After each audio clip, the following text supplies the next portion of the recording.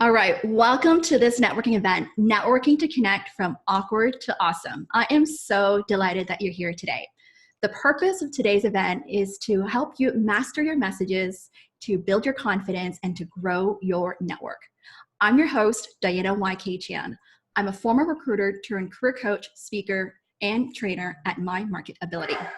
I help ambitious professionals, leaders, and executives to stand out, get hired, and earn more. So welcome. Thank you so much for being here. If you haven't yet, type in the chat room to let us know where you're from and what profession that you are in. Okay. So sorry, Diane, sorry for disturbing you. Can you remove this bell, or because it's very distracting? I know. This is why I wanted people to show up on time here. Unfortunately, there's nothing I can do. I know this is like a new Zoom setting. It never used to have that. So unfortunately, I don't think there's anything I can do unless there's nothing much I could do here, unfortunately. Yeah, this is like a new thing they recently turned on. I don't know why. Hopefully, don't worry, we're still in the introductions here right now. Okay. So first of all, don't worry. So first of all, show of hands, how many of you, this is like your first time coming to my networking event? Few of you here, quite a few. Okay, and welcome. And how many of you, this is like your second time or so coming to my networking event, second or third time? Yeah, a few of you, welcome back as well. Great, great. Thank you so much. So a lot of you probably have heard about me through attending some of my webinars. And the reason why I run events like this is because they are smaller in nature and also gives you an opportunity to really network with others and to interact with others as well. Okay, so it's a great opportunity for you to practice your messages. This is my fourth time running this event, and the feedback has always been positive. So here's what I'm going to cover today. I'm going to go through about 20 minutes of training, so on networking, and then I'll run through the logistic for 5 minutes on what to do in terms of how you're going to break out into the rooms, and then we'll have about 60 minutes of speed networking, and then we'll wrap up at the end there. Okay, so that's the agenda for today. It's going to be interactive and fun, so just go with the flow there. Okay, so this is how like networking goes. It's just got to go with the flow. So I'm going to dive right into the training. So first of all, how to network effectively. I'm going to walk you through 3 simple steps of what to keep in mind when it comes to networking. And specifically, I'm talking about networking from the perspective of you networking, talking to people in person for this segment here. So step 1 is to really practice positive networking. So this is really that mindset of how you see networking, which is really all about building connections, trust, and relationships. So don't just treat it like a transaction. It's really all about building that rapport and relationship there. Second of all, it is really about discovering what you can do for others. Give, give, give. The more you give, the more you get back. And I have something what I call my Pay It Forward Fridays, where I would try to look into my network to see if there's anyone like I can connect people to or connect my clients to help really pay it forward there. And the more I do that, I know that more comes back there. So it's just really also having that positive networking mindset mentality. Step 2 is to really seek to understand. So this is all about showing empathy, especially in the environment that we're in right now. We're doing a lot more virtual connections, virtual networking. So we really want to show empathy because we don't really know exactly what's going on in other people's world there. So a few things is to really ask questions and listen attentively. This is something I've really learned as a coach through my years of coaching training. We've really learned the principle of active listening, and it teaches us how there's 3 levels of listening. Level 1 is really you're paying attention, but you're already thinking about something else of what you want to say. When you get to level 3 listening, it's really paying attention to what that person has to say and really showcasing that you're there with them, you're holding the space for them, and that they can feel you as well. So listening is also a really great way to build that trust and rapport with each other.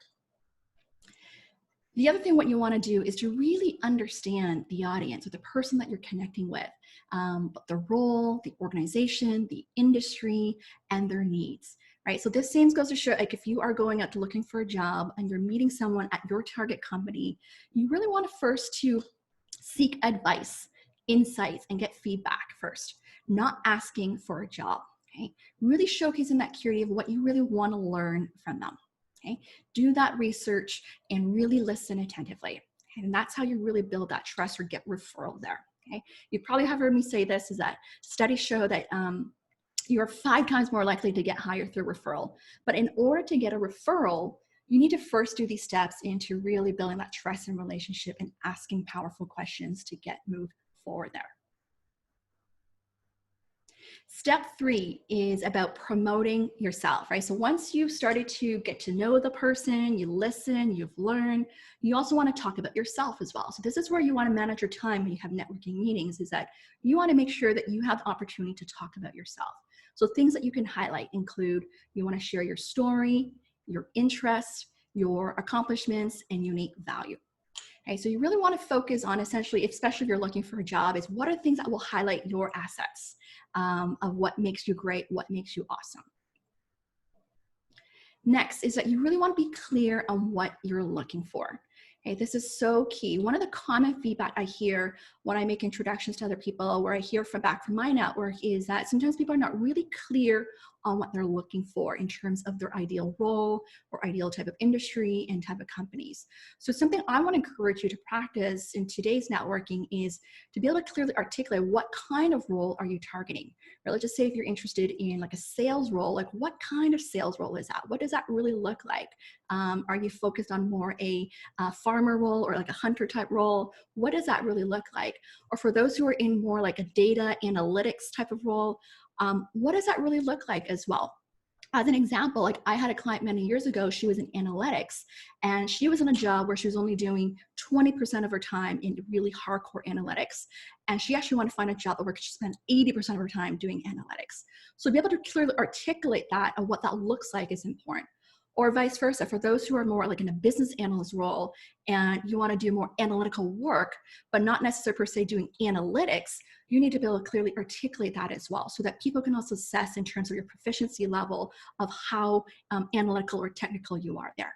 Okay, so this is one key thing I really want to encourage you to get really, really clear on in describing your ideal role. To help people, the strategy here is for them to either picture a person or an opportunity or a company that they can recommend or refer you to. That's when you know that you are clear. Next is to really tailor your message to your audience needs. So really, what do they care about, right? If you are talking to someone, let's say the VP of product, because you're targeting a product role, most likely you want to talk about something that's related to that area there, right? Not something that's really completely different. Otherwise, they may not be interested there. Okay, so those are the 3-step method, a very simple high level. I love talking about networking, but in purpose of time reasons, I'm only giving you 3 key steps on how to network effectively. Okay, so I want to challenge you to think about this when you are going out there to network. How do you balance in terms of seeking advice, seeking insights, but also sharing what you have to say to make a lasting impression there? Okay, so now I'm going to walk you through the C.O.N.N.E.C.T principles. This is my the formula that I teach in terms of when you are meeting someone, how do you really build that trust and rapport and have meaningful conversations? So this is the acronym, C.O.N.N.E.C.T principles. So the first C is to be charismatic and confident. So charismatic, it's really showing up with really enthusiasm, that when you go in, people can feel that presence and feel that energy in you as well, and that they want to connect with you and talk to you. Being confident is also that energy. Like, are you confident in your own abilities and what you have to offer there? Okay, so simple things also, like when you're over video, your posture, makes a difference in terms of how confident you feel, or what's that confident you're projecting to the camera, and in terms of the energy level there. Okay, one of the things I know I always hear from a lot of my participants or clients tell me is that I have a lot of energy or enthusiasm. And one thing I really try to do, like before like any events like this, is I get into a very calm state, like where I really picture, the feeling that I want to create, how I really want to show up. I really visualize, like, the people that I get to meet there, so that I can really give my best. And I was just reflecting today, typically when I do speaking engagements, I usually try to clear my calendar, where I minimize having meetings. And so this is also similar for you. If you're going for like a very important networking meeting or an interview, you really also want to try to clear your calendar for the day so that you can also really stay focused and present. Next is O, is to have an open mind and offer value. So this is also going back to being curious as well, that you have an open mind, that you will just go with the flow of the conversation, and also offering value where you can also help each other as well. So I'll give you an example. Like this was like 10 years ago when I was in recruitment, recruiting for executive MBA candidates. I would oftentimes meet people who I don't know anything about their industry or what they do at a very, very senior level. And one thing what I've really learned is to have an open mind, to just really learn what they do, who they are. And then in return, the way I offer value is to really share my experience having gone through like MBA school. What is that like, to really build that trust and rapport there. Okay. So this really also helps with opening up new possibilities when you have an open mind to discussion there. You just never know what may uncover. So I'll give you an example. Like this is another like recent client of mine was recently going through an interview, and the role wasn't exactly what she was looking for. She knew that going in, but I suggested to her to really have an open mind. Let's see what are the possibilities there. And it turned out, you know, just through having that conversation, they connected her to the CFO of the company. And from there, they created a brand new role for her. Like she was interviewing for like a controller type role, but then it turned out to be like a director of project role afterwards. And I think this is where having that open mind and be able to showcase the value that you bring to the table, you just never know what new possibilities can open up to. Next is to be nice. So this is all about being friendly, being approachable, being polite. This goes back to the likability factor. Some of you may have heard me say this, is that study shows like likability comes first before competency and credibility. So this is just really being respectful, being a nice person, that people just feel that energy and they really want to talk to you and help you out there. That is so, so key. I'll give you an example. Last year, it wasn't actually someone I knew, but it was someone in my network. My friend told me that someone who worked for her asked for an introduction to a CEO of a company. And she actually made the introduction because he was looking for a job in a product role. And the CEO was kind enough to respond back and say that at this time there wasn't anything a fit for this person. And this person actually responded back with a message not so nice and saying that, you know, I'm too good, you know, I'm overqualified anyways. I'm not really actually interested in your company. And that actually basically this person lost any further introductions afterwards. So I think this really goes back to, you know, we just have to be respectful. Even sometimes if people can't help you, we still want to express our gratitude there. Next is the N, being naturally curious. So I like to think of being naturally curious and genuinely interested in people, right? When you have that curiosity, it really actually drops judgment. You're in that space where you just want to discover and learn more and really showcasing interest in the person or the topic or whatever they're talking about. And they can feel that energy, the way you look at them in the eye or your posture, they can just feel that genuine interest. And that already shows that you are interested in moving into this new industry or moving into this new profession, right? You know, oftentimes people tell me, if I don't have experience, how do I sell myself? Big part is the curiosity, the learning, seeking, being hungry to learn, to grow. That's how you'll differentiate there. The next is the E, which is being engaging and enthusiastic. So this ties to curiosity as well, right? Like, are you also like listening? Are you really engaged in the conversation? Can they feel that you really care, right? You probably have heard of saying, people don't care how much you know until they know how much you care, right? So this is what it means, like just showcasing that you care, that you're present with them and they feel you there. And I know it's harder on video, like even when right now, I'm just talking to a camera, you know, but I can see, you know, some of you here as well, that you're listening, you're nodding your head right now. That shows like the body language that you're listening or you're smiling, you're giving eye contact. Those are all clues that you are engaged in the conversation. Okay, so keep in mind the non-verbal communication, which is really the body language there. The C, which is being clear, concise, and compelling. This is the communication piece, okay? So verbal communication is one of the top skills employers pay attention to when it comes to hiring. This is why I do events like this, is to help you get really clear on your unique value, get really clear on your messaging, get really clear on, you know, what is it that you have to offer there. Okay, because when you have that, you sound more confident, you sound more convincing as well. Okay? And this is all something, to me, it's coachable. You can definitely practice to get yourself to that next level, being very clear, concise, and compelling. I was going to see if I can give you an example here. I had an example where I had a client who did a lot of networking, was getting interviews as well. He was at the VP of engineering level, but he wasn't closing. And something that we worked on when he hired me, when he was interviewing with Amazon, was actually this piece being very clear, concise, and compelling with his messaging. One thing that he knew off the bat was, like, he tends to ramble a lot. Like, his resume was 6 pages long. And so the work that we did was really getting crystal clear on that unique value prop there, crystal clear on the messaging. And I know I'm jumping ahead a bit on like interviews, but when you think about this piece on like interviews or communication, you do want to have like a framework or model to follow. So, you know, for example, like behavior questions, you know, that basic model, like CAR model: context, action, result.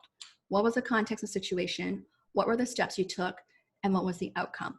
By following a model framework, you're actually training the listener or the audience to follow you in a logical manner, and to remember as well. And then you take better notes there. Okay. Similar, for example, the way I teach, where I use these acronyms and formulas, it actually helps people to remember. Even though you may not remember all the details of what I'm saying here, you'll probably remember the acronym here. Lastly is to build trust. So I would say this is one of the most important principles in networking, is you have to build trust before you can really ask for any favors or ask for any referrals. If you don't have that trust, meaning, you know, that piece where people feel like they trust you, they know you, that they want to endorse you, it's really hard to have any, what I call like that next step and the follow up there. Okay, so I'll give you an example. Many years ago, I had a client who was in the UK, wanted to apply for jobs here, and he was just applying for online, but wasn't getting anything. And so once we started working together, we talked about the importance of networking, and then I connected him to someone at a big name consulting firm at Deloitte. And we talked about the importance of building trust before asking for a job.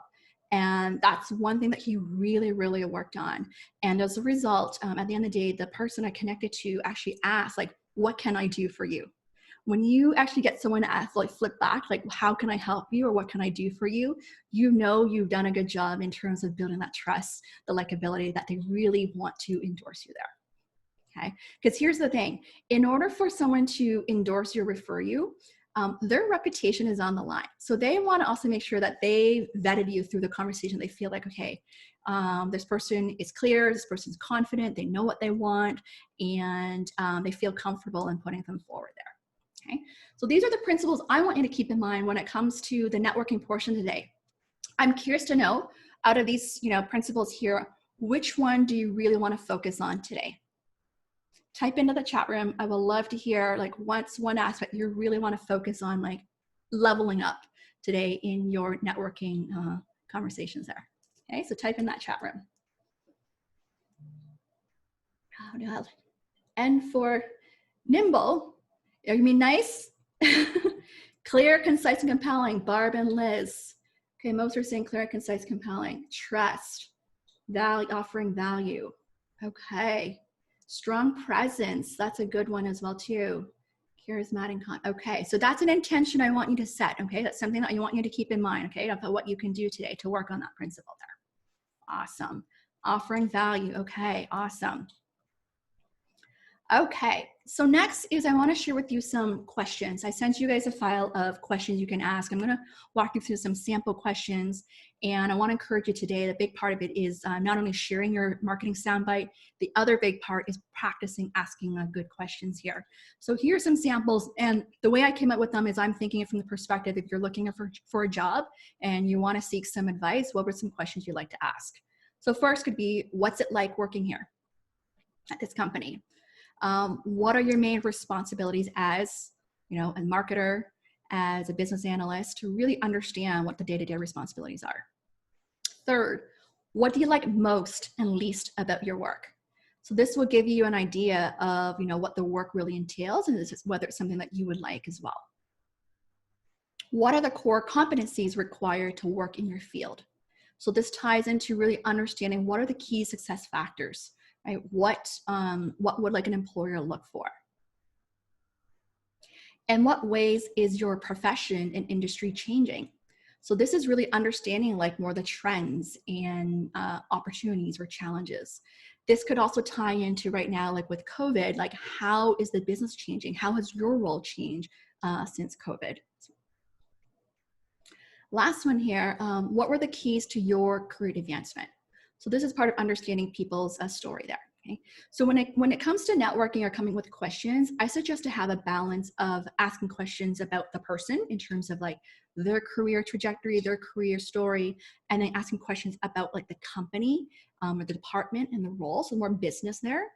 And then also ask questions related to either, let's say, the hiring process, or really understand like what are some of these opportunities based on where the company is growing and heading there.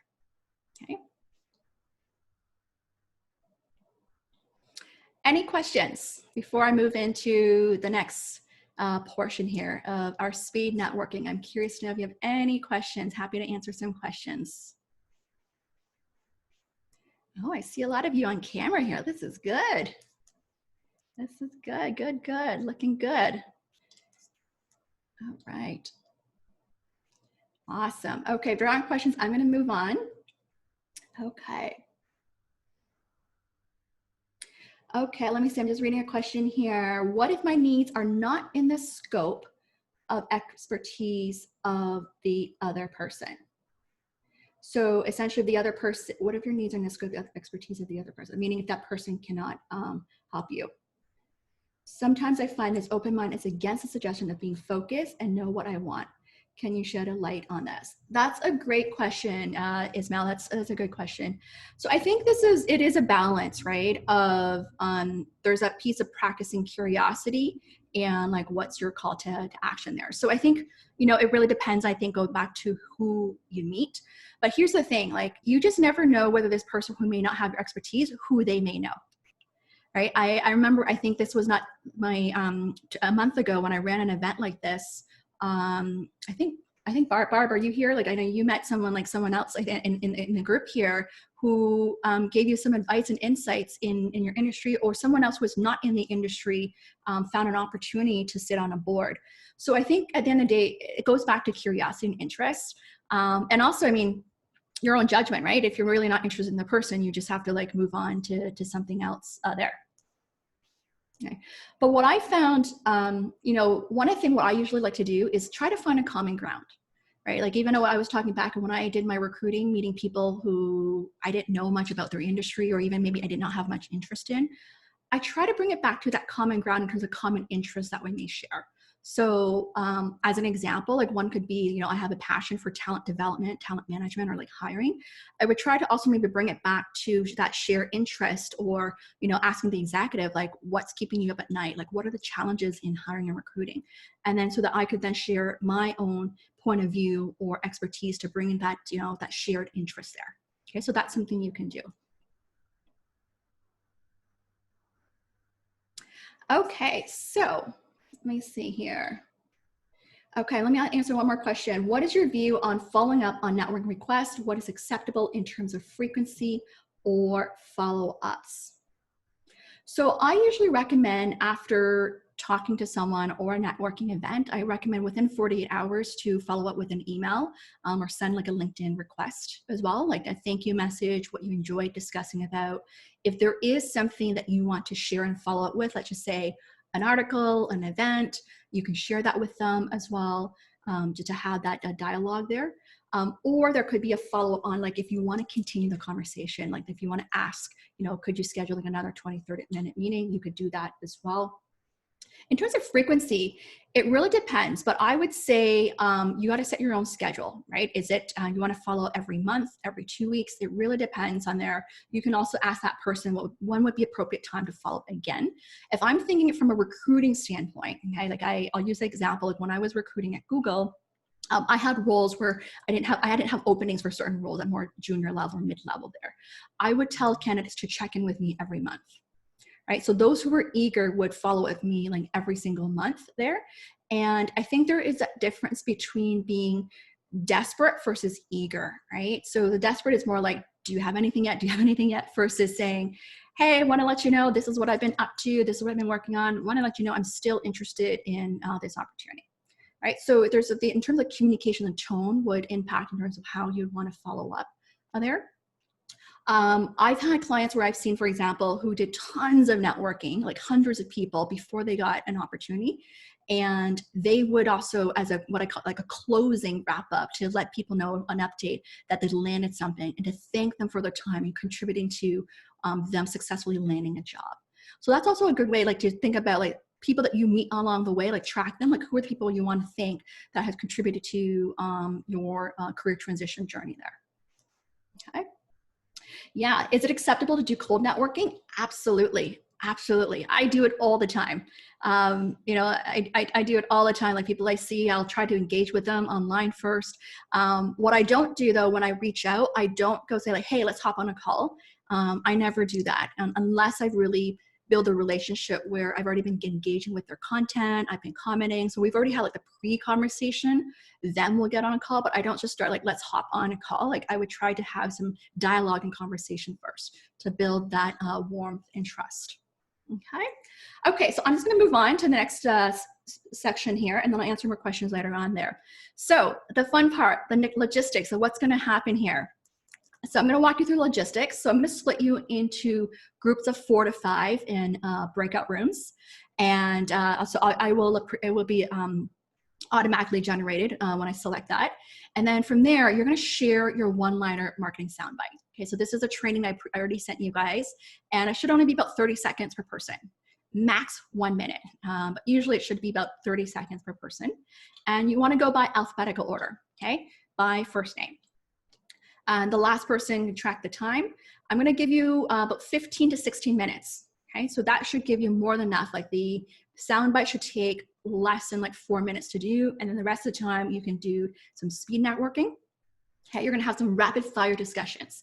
So round 1, I want you to practice asking questions. So the questions that I shared with you earlier, or I'm going to also give you some more questions that you can use in this setting for today as well.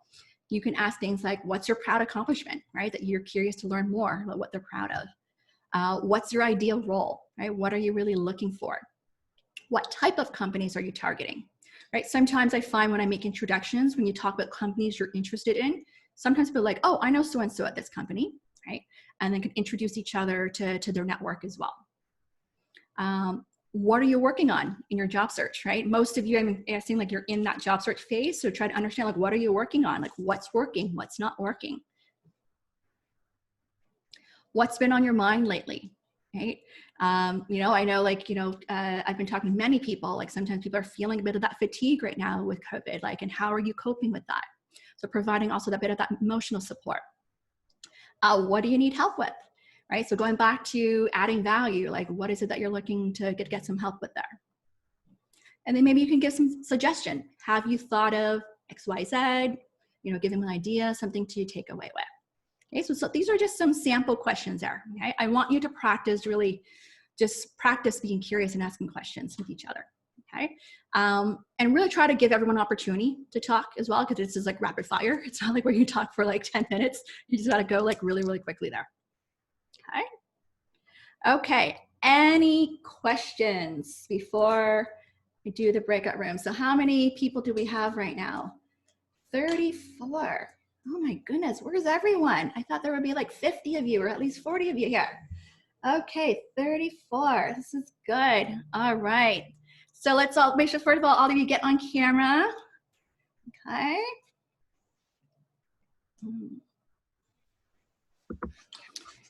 Oh, so great question. I just want a quick question. Many people love speaking about hockey or golf, and I don't know anything about that. How can I navigate this situation? I don't know anything about golf or hockey. You just have to go with it and turn the topic to something else. Even for me, like I being, like I'm sure there are some like international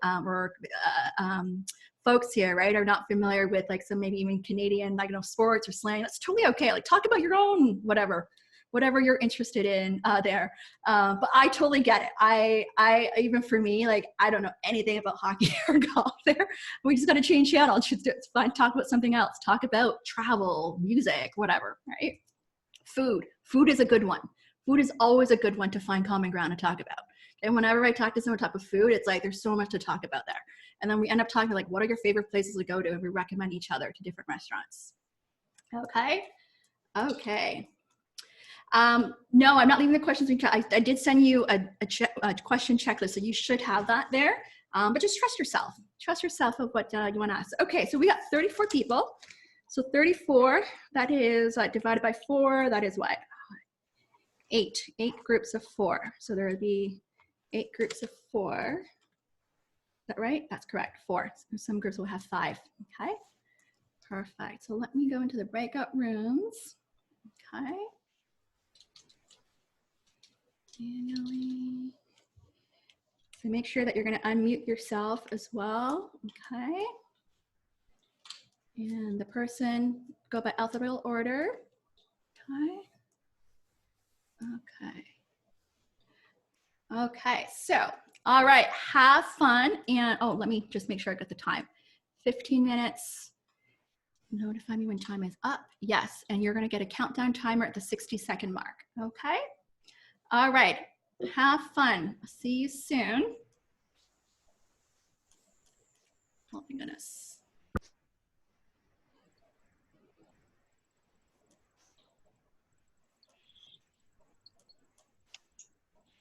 How come this is not working? Give me one sec.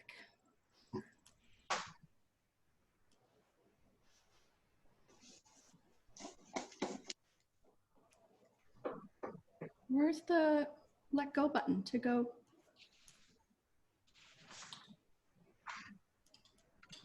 Oh my goodness, the Zoom just changed a bunch of stuff I'm not aware of here. Breakout rooms, there's no letting go of everyone into the breakout rooms button.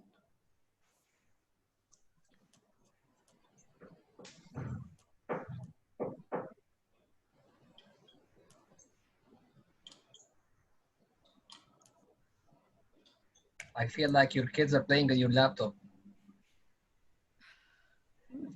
Oh my goodness, what happened, guys? How come the breakout room's not working?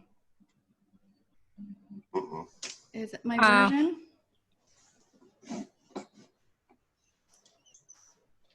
Okay, there you go. I was in manual mode versus auto mode. All right, let me check here. 4 people. Make sure there's people in the rooms. All right, good. We're good to go. 15 minutes. All right, I'm gonna open the rooms for you guys now. Have fun.